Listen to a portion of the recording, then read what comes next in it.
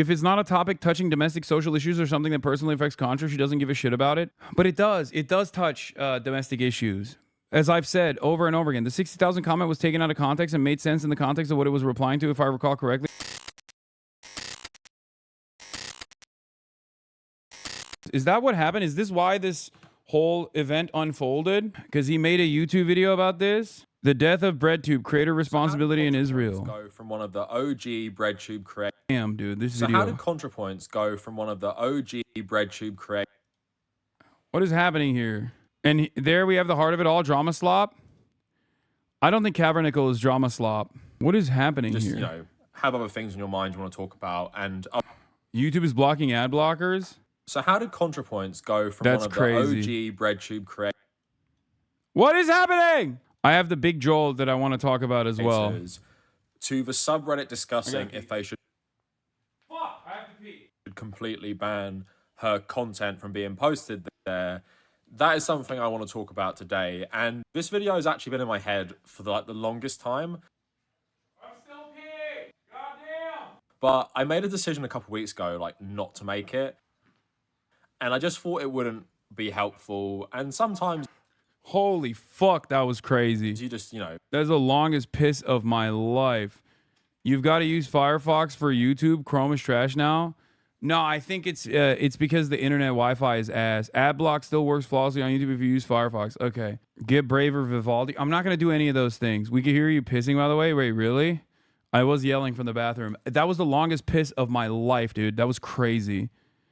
He criticized their silence on the matter, but he also recognized that they shouldn't feel compelled to do so. More like he feels they should have said something a long time ago, but not now after months of being harassed by their followers. He was disappointed, but not surprised. Sounds like you were frying chicken. I was moaning. I was moaning and frying chicken at the same time. Oh, also, my goat, Big Joel, had this to say as well, which, by the way, Big Joel is a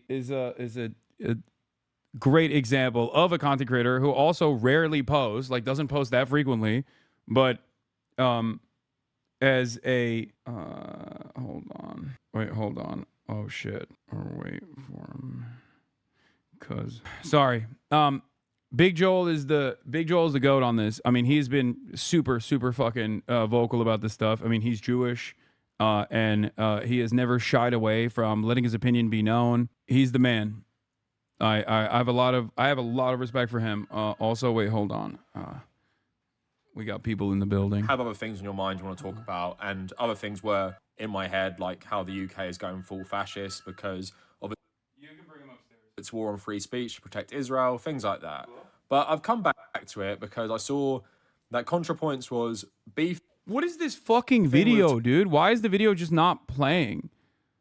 I thought it would have buffered at this point to give me at least a little bit of fucking at least give me a little bit of fucking range, a little bit of check task manager, change the quality to 1080p. It's on auto at fucking 480p right now and it's still not loading. Taylor Lorenz on Twitter, and it was about left-wing anti-Semitism. And this is something that seems to be only discussed right now by people who don't really talk much about Gaza and also exist in leftist video essay circles. Now, I've actually called out people before, not by name, but there seems to be some sort of correlation between leftists who are on Nebula and leftists who have chosen to talk about leftist anti-Semitism while Israel are doing the worst crime against humanity of this century and one of the worst crimes in the post-war era. I just find it really interesting that that is the case. But this video isn't me trying to pressure anyone to talk about Gaza, because to me right now, if you haven't spoke about it, I don't give a shit if you speak about it. You've clearly made a choice not to talk about it. So I'm not pressuring anyone. I don't want anyone to go to other creators' comment section and say, why haven't you spoken about Gaza? Why haven't you done this? Why haven't you done that? It doesn't matter. By October, it would have been 2 years, and they've had absolutely loads of time to do it. This video isn't some sort of pressure campaign against very prominent creators to do it. Yeah, I think at this point, the pragmatic thing is to just not get in the way of people who speak out on this stuff. So I think ContraPoints saying that doing this was ridiculous, and it's going to breed enmity towards her. It's going to breed animosity. I mean, it's so crazy. You've already been so quiet, noticeably absent from this conversation. I don't know why you thought that you would be able to like logically arrive at this like middle of the road position where you're like, well, here's why I was silent about it, because it's utterly unproductive and you guys caused Donald Trump to win. Like that is going to shift attention away back to you in a very negative fashion. It's so silly. Yeah, I mean, this was the initial thing that she tweeted. Killing 60,000 people is probably the worst atrocity of the last 2 years, but in the scope of modern history, it's unfortunately far from unique. It's obvious Hillary Clinton made the call. Yeah, dude, Hillary Clinton made the boss call to fucking a bread tuber that makes one video a year. I mean, come on, dude.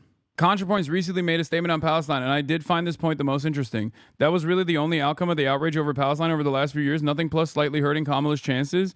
Americans have profoundly changed their perspective on Israel. The average Democrat is more inclined towards Palestine than Israel now. Is that nothing? Is our relationship with our greatest ally going to disappear in a day? It just seems like she's applying an overly narrow measure of success.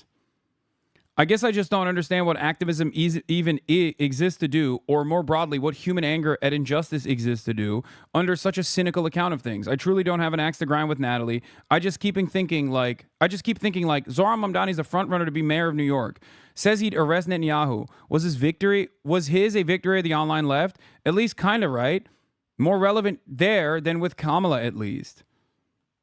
I don't know why I turned into Big Joel's voice as well. I tuned Big Joel's voice when I was reading this. I think being mad is completely understandable in this process. But you should be mad at the right people. You should be mad at those who actually were responsible for Kamala Harris's electoral defeat. And that's not the pro-Palestine protesters. It's Kamala Harris herself that refused to say something different than Joe Biden on this issue, when it wasn't just the people that were fucking going out and protesting.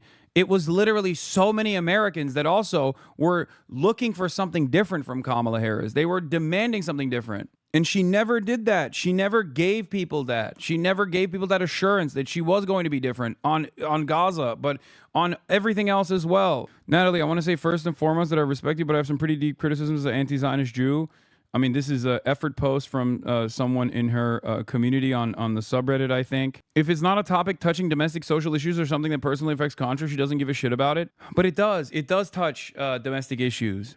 As I've said over and over again, the 60,000 comment was taken out of context and made sense in the context of what it was replying to, if I recall correctly. And unfortunately, she's right. It's not unique. We've had technically larger genocides a dozen times in the last few decades, but that doesn't distract from the urgency of this one. If anything, it makes it more urgent to prevent it from going even further. Also, it's not even 60,000. It's certainly more than that. The 60,000 number is a severe underestimate that everyone understands is a severe underestimate at this point. She said that in June. And no, there are other conflicts that have taken place that are just as violent, if not even more violent. Okay, the point is we couldn't stop that.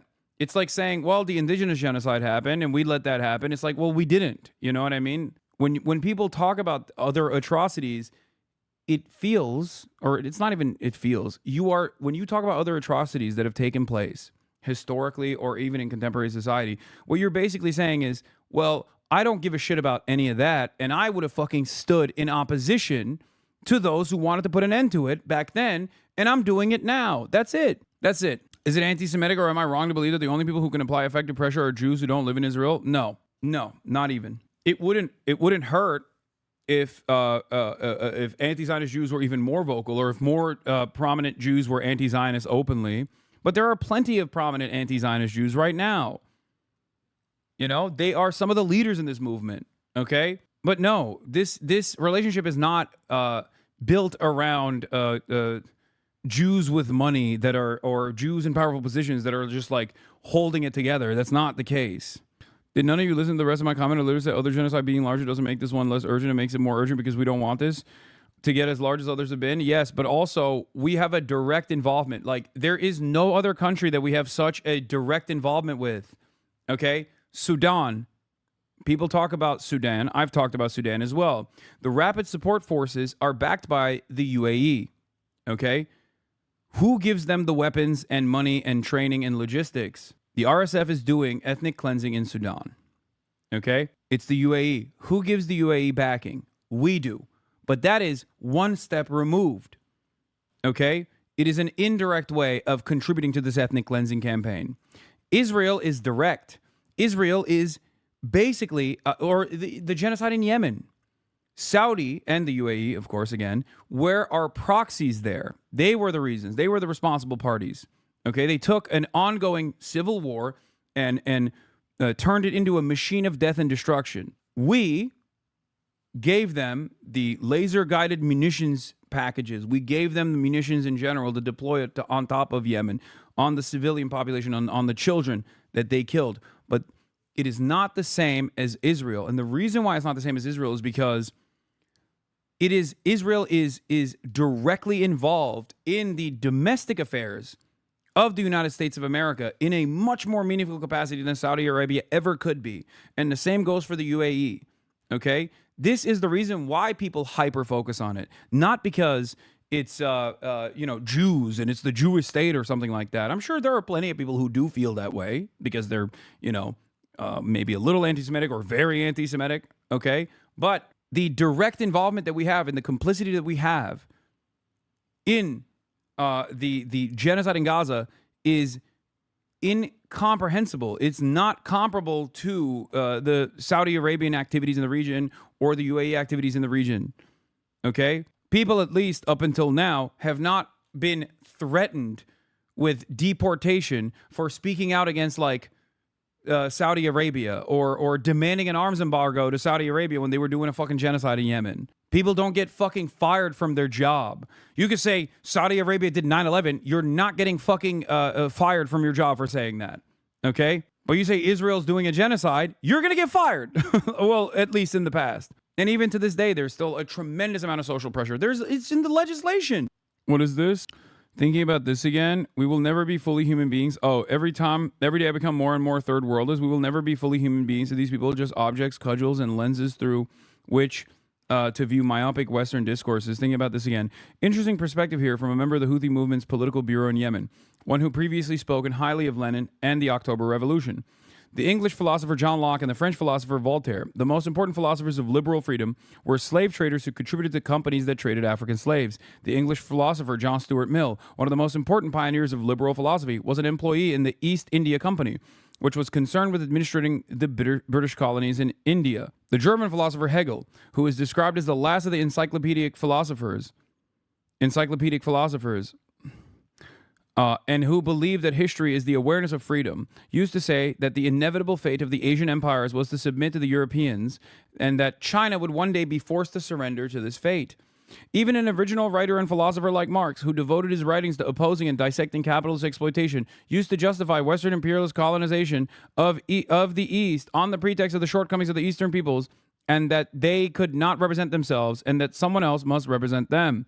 This is the heritage that continues to guide the Western mind in its dealings with the issues of the East in general, and the Islamic East in particular. Yeah, I mean, Karl Marx is, he had a lot of kooky ideas initially, all right? He evolved from them.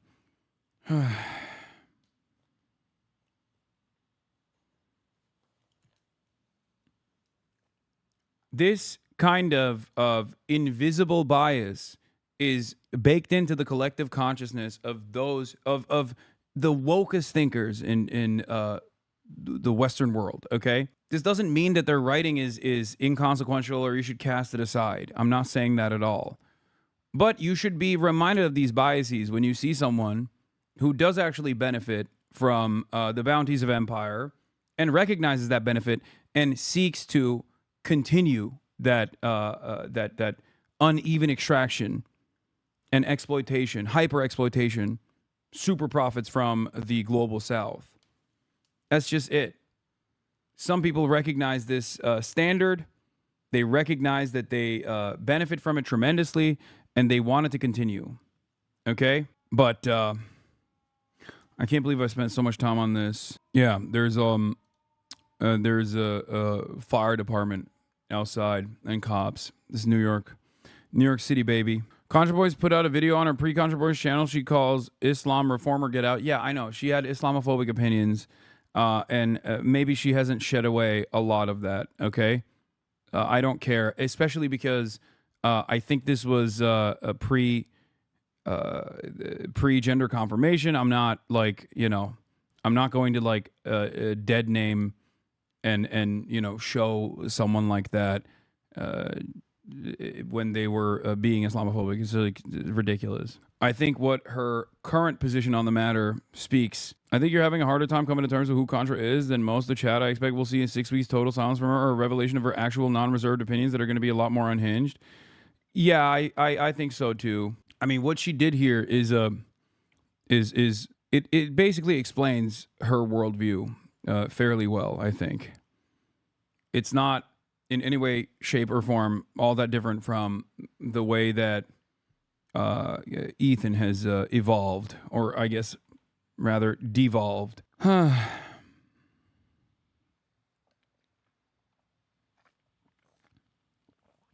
What do you think of people saying the new Superman is anti-Israel? I've heard that from before the movie came out.